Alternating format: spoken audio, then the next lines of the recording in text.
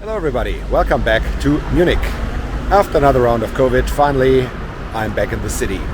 My voice may still sound a little hurt, and that's the way it is, but I'm good enough to walk through the city and do some videos. And let's start off right here. As this is. Okay, you saw it, you know it.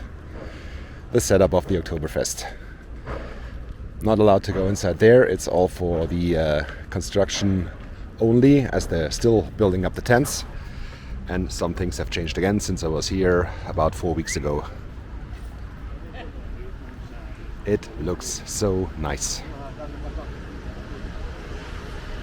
Tents are almost finished. Let's check out the other side if they have started already with the carousels. Still a lot of work going on.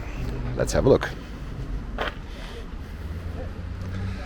And of course here right next to what will be the entrance, the northern entrance to the Oktoberfest. This memorial is set up to remind of the victims of the Oktoberfest bombing that took place in the, was it late 70s, early 80s, something like that. Yeah, there it is. One of the saddest parts of Oktoberfest history. Now let's try to get a good look at the more exciting and better parts of the Oktoberfest. Not history, but the future.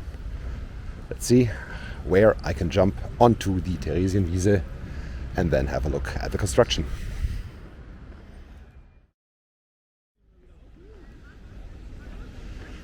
Alright, so here we are now on the Theresienwiese, site of the Munich Oktoberfest.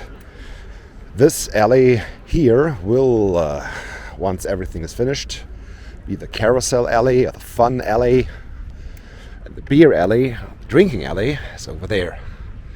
Everything is fenced in, of course. Yeah, the construction is still going on. These containers with all the equipment, but the tents look quite good from over here.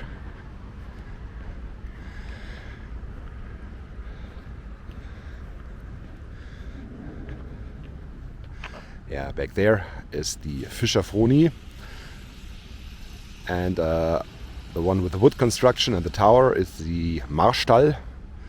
Fischerfroni, of course, is Augustiner beer, and it's the LGBTQ tent of the Oktoberfest. The Marstall and the tent right here in front, the yellow one.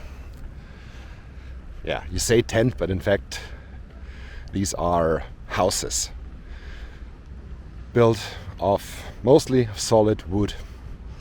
Yeah, this will be the Ochsenbraterei Spaten Brewery, which I think is the worst brewery of Munich, but yeah, the taste of everybody is different.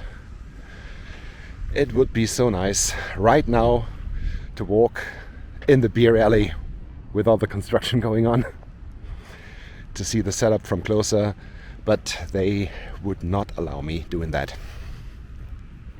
unfortunately. But yeah, it's day of recording, August 1st. It's only 7 weeks until the Oktoberfest starts. And as almost everybody here in Munich, I'm looking forward so much to have an Oktoberfest again. The last time was 2019, so 3 years ago. And the last time Munich didn't have an Oktoberfest for 2 consecutive years was during World War II. So it's been a while. So what we got here, behind these containers to the left, the Augustiner tent, which is not bad either. Augustiner beer is, I think, the best in Munich. To the right, the Hacker Festzelt. Hackabschor is okay as well. And of course back there with the white front, this is the Hofbräuhaus tent. The one with the crown on top. One of my favorite tents because it has standing room. The atmosphere always is really good. I love that. And especially in the Hofbräuhaus tent, you meet so many people from overseas, so many Australians, New Zealanders, Canadians, Americans as well. I met some once I met some colleagues who were there from Los Angeles. Work in air traffic control at LAX. It's quite interesting to talk to them. And when you're lucky, this can happen at the Oktoberfest. Very much looking forward to that again. Although the Oktoberfest this year will be quite full. Yeah, everybody wants to go there, of course. So most likely I will pick my spot very carefully and go as soon as they open. So for lunch or in the early afternoon.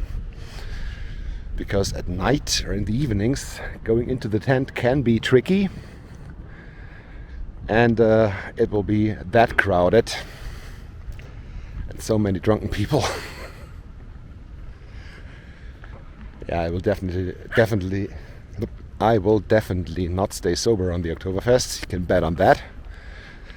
But if people around yourself get too drunk, starting to get aggressive and so on, and that's really nothing I would love to be close to.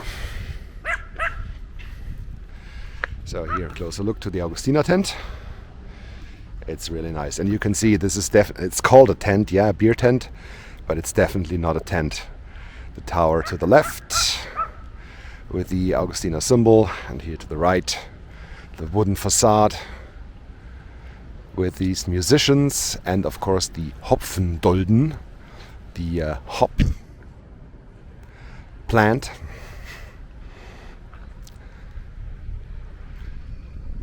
And the roof is green, and it's definitely not a tent roof, it's metal. I mentioned this in previous videos when I walked here. This might be more solid than some houses in the United States. Correct me if I'm wrong.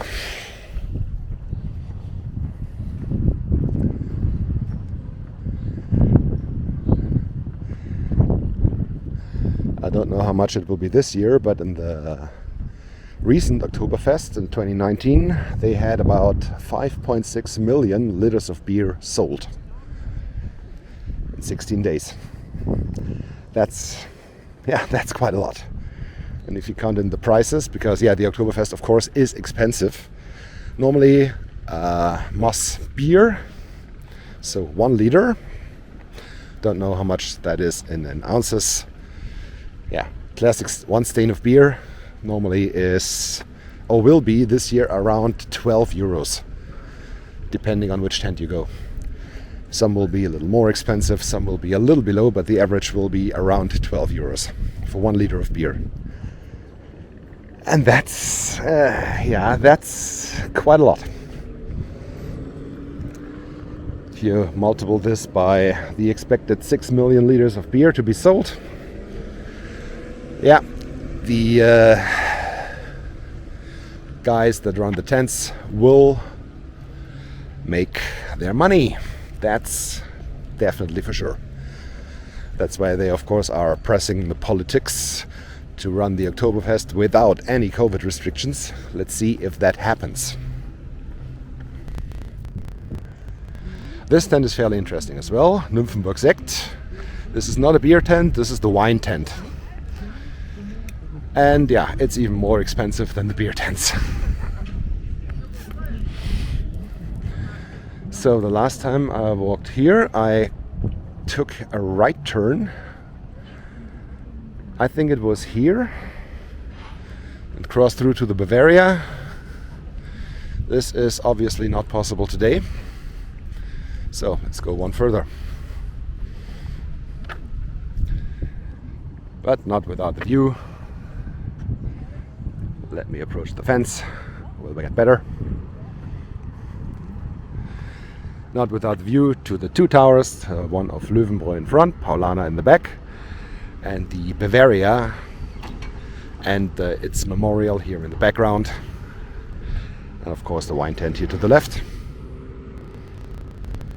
And if you want to have it even more exclusive than the wine tent, this one, then there's one more step, which is the Kefa tent. Kefa is a Feinkostkäfer delicacies shop chain here in Munich, and they're pretty noble. And in their tent, the high society will meet.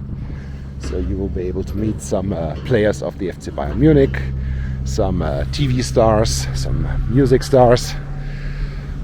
I've seen a report recently about this tent and about the kitchen in this tent, and this was unbelievable. It will be at least a 3-star kitchen, but it will have its price, of course, and its exclusivity will be exquisite, of course. So, seems like I can't cross here either, so I will make my way now further to the south and do some walking in the quarter of Sendling, which is directly here to the south. Let's see where I'll end up and if I make another video. That's it for this one. Hope you liked it. Don't forget to hit like and subscribe, and see you soon with an update on the Oktoberfest in late August, early September. Until then, have a good time. Goodbye.